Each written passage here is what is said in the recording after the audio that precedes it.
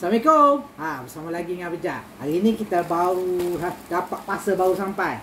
Kita nak buka. Ada gapo dalam parcel ni. Jom follow Abijah. Bismillahirrahmanirrahim. Kita buka dulu. Okay. Gapo ni? Wow. Apa ni? Ni satu.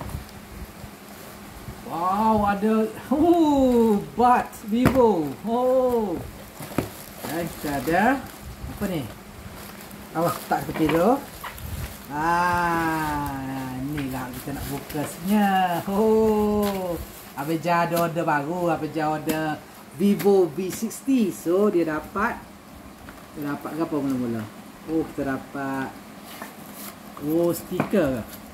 Stiker. Hak ni bud telinga, earphone. Ni dapat casing. Casing dia. Okay. Menarik. Okay. Sekarang kita tunjuk pelakon utama kita ni, Vivo V60. Kita cuba buka unboxing. Bismillahirrahmanirrahim. Ni baru ya V60 ni. Bismillah. Wow.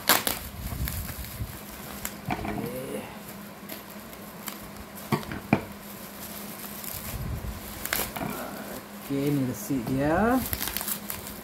Wow, tak buka lagi ni. Cantiknya.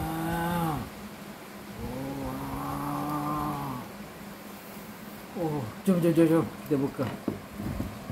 Okey. Buka sini dulu.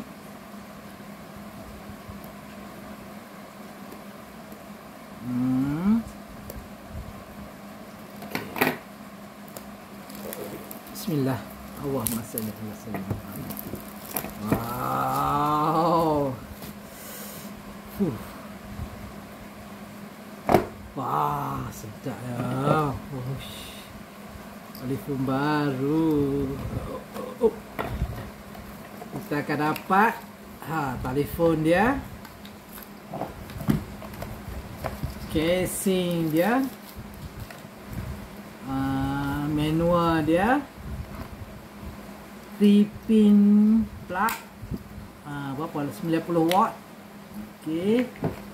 USB dia C to A. Ni pin injector tu. Okey. Kita buka dah. Ni tak buka lagi.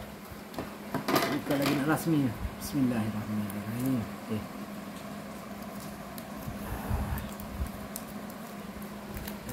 Ini. Sini. Asyik baik. Okey. Maklumlah lama dah tak unboxing. Slow.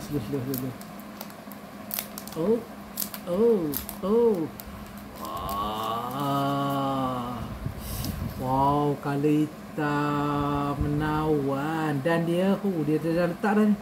Screen protector dah ada dah. Vivo V60. Sekian dulu video unboxing bersama Abijah. Terima kasih kerana menonton. Assalamualaikum.